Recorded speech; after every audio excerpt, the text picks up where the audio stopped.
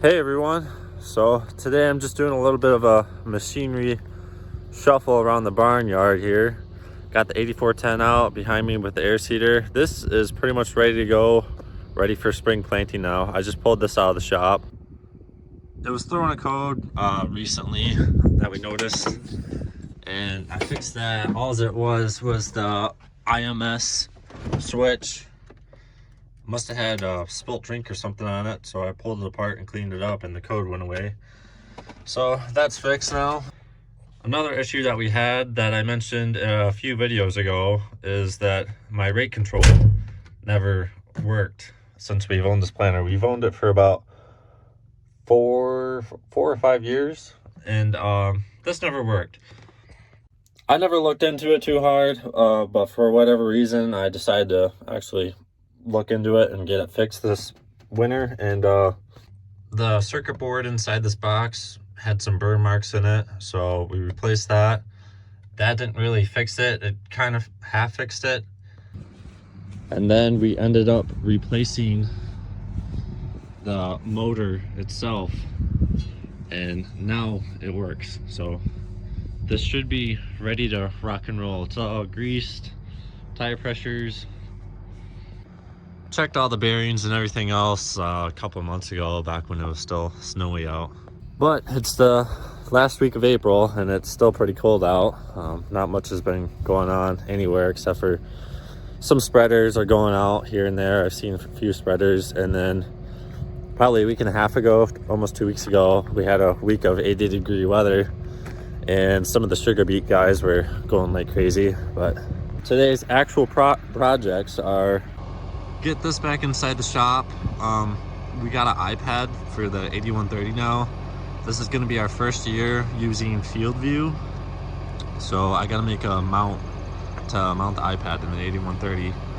And then also I pulled this out with the Rhino a few minutes ago. This little cart we'll put in between the field cultivator and the crumbler. Couple things, not a whole lot's been going around on the farm since my last video, the new combine video, but a couple things. We brought the rock picker home from our bin site, or our southern farm. So brought this home because this is where we're going to use it first. Got it hooked on the 8100. We also brought the crumbler home, John Deere crumbler. We put behind the field cultivator. Still waiting for the track challenger to come back home. It's been getting worked on at our AGCO dealer for quite some time now, and hopefully it gets here pretty soon. You know, it's the last week of April here, and that's what we typically pull our field cultivator with.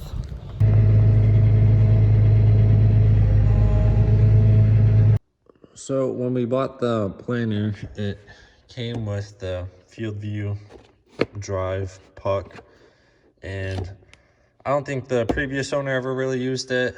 And it came with kind of the starter setup, and it came with the bracket to hold the iPad. And I'm gonna see if I can get this mounted in there. There's not much space in here. I'm thinking I kind of want to get the iPad mounted somewhere right here, so that way at least this is open yet in the window. It's starting to get a little bit cluttered of screens and everything else in here, so try to keep it tucked in this corner. So I went and grabbed the iPad, and I was kind of measuring it up for in between the CB and the Trimble 750, and that would work, but I don't really like how it obstructs your view.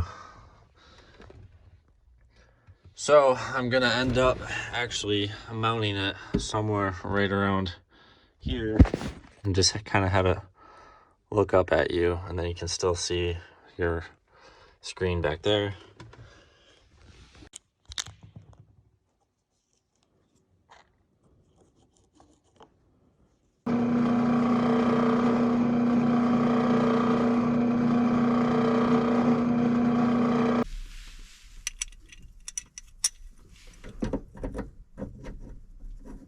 All right,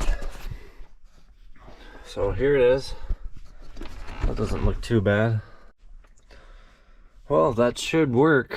I am gonna pull this all back apart now and probably paint this piece back here that I just made. Paint it black, make it look a little bit nicer. Obviously you can't see it now, but when we remove the iPad, you're gonna see it. So I got it painted now. This is what it looks like, finished product. And I'm gonna mount it up.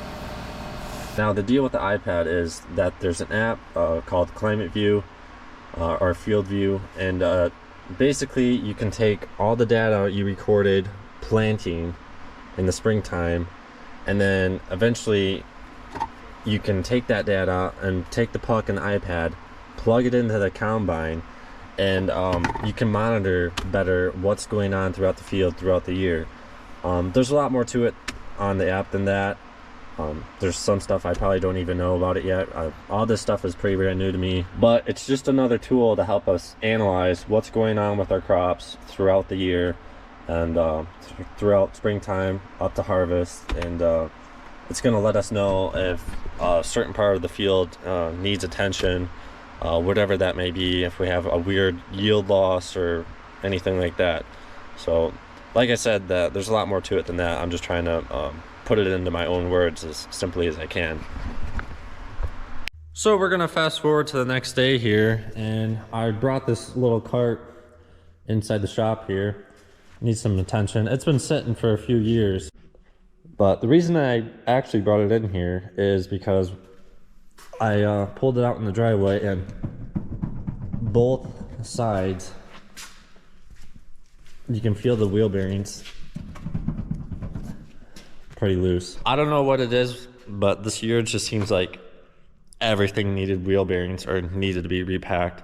I don't know how many different things I've done. Just to list a few, I did the front end of the Ford 5000, the 4030, the water wagon, our sunflower disc.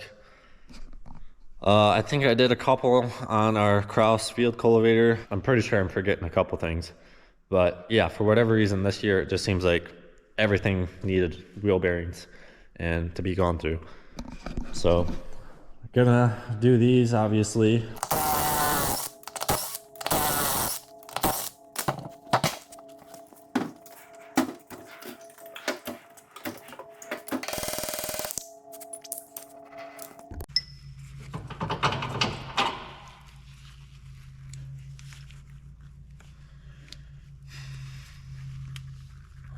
Well, they look okay, but definitely need to be repacked.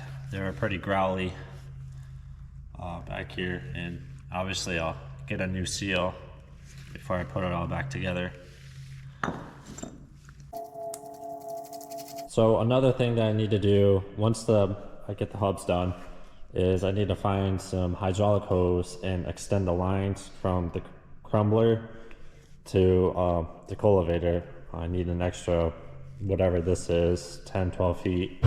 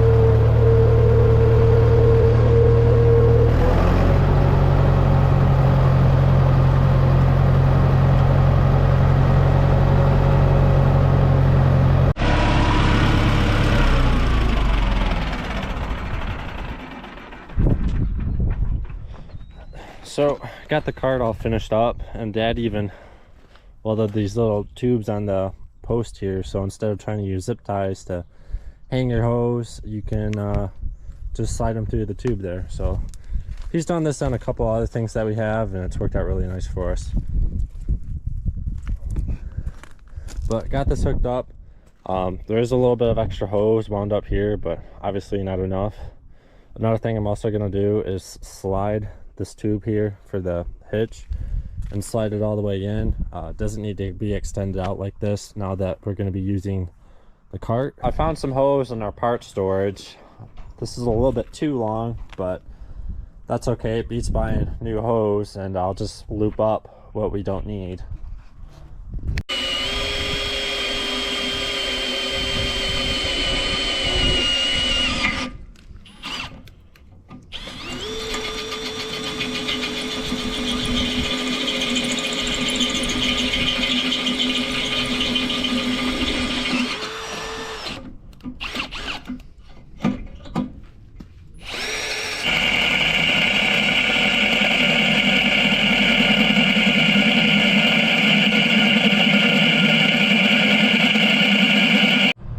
So in order to slide the tongue all the way back, it was on the last peg hole already, so I ended up drilling a new hole to put the pin in, so that way it doesn't pull the whole tongue out when you're driving. So I got this thing pretty much done, and I was about to unhook the Massey Ferguson there, and I was greasing the crumbler, getting it ready to go, and I ended up noticing this bearing here is out. So I'm gonna have to pull this in the shop and replace that one. I also noticed that some of these aren't taking grease very well too, so gonna look into that. But it's a good thing I'm doing this now. As late of a spring it's turning out to be, we just want to have all of our stuff ready so we can hook up to it when the weather's nice and it's time to get out in the field. We're not greasing machines that morning or whatever. We can just go. And so good thing I caught it now.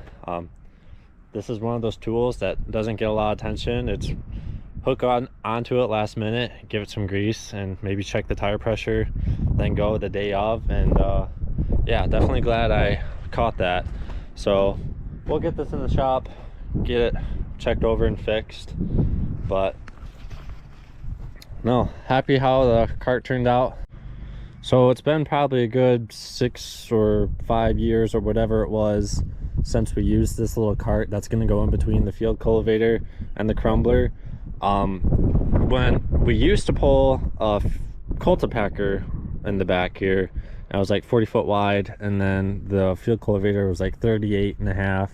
We ended up downsizing the field cultivator a little bit, and then we got the crumbler behind it now. And then since then, we never had this in the middle. But the problem is when I'm going down the road, and we do quite a bit of road travel to some of our fields, the weight of the crumbler would drag down on the cultivator going down the road. And certain areas I work in, you have to get under some low hanging wires, and doing that you can scrape the road a bit at certain times. The cart eliminates that problem because all the weight kind of puts it on the back end of the cart here, and that kind of picks up on the tongue, so it picks up on the field cultivator. And this is going to make road travel a lot nicer. It's also going to make it a lot harder. I used to hate this thing because you're pulling 3 implements. If you get stuck on the road somewhere, or road's closed or something, and you need to back up, it's pretty hard because you're backing up 3 implements, not 2. Same goes for is backing into a pole barn or something. It's not too often this thing gets backed into a pole barn, but every once in a while or wherever, you gotta back this thing up. That's a real pain in the butt. But I'm not too worried about it anymore. The cart actually makes stuff roll nicer through the field even. You don't have to worry about jackknifing as easy. As you can see here, the cultivator scuffed the ends up here on the crumbler from turning too sharp when you're out in the open field. This also kind of eliminates that problem. So it definitely has its pros and cons. It's a little bit harder to use, but also easier, if that makes sense. I'm gonna see if I can get this in the pole barn now, but I think that's gonna do it for this video. So as usual, thanks for watching, and I'll see you in the next one.